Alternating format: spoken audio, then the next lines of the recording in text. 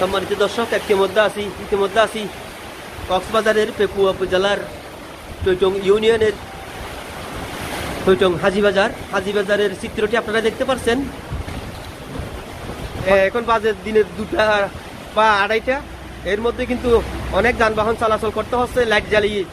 দেখতে পাচ্ছেন খুবই ঝুঁকি নিয়ে কিন্তু চালাচ্ছে, যাত্রীরা গাড়ি চালাচ্ছে। ভেঙে পড়ছে অনেক ডালপালা, অনেক ব্যানার পেস্টন থেকে শুরু করে অনেক কিছুর ক্ষয়ক্ষতির চিত্র আমরা ইতিমধ্যে দেখতে পাচ্ছি।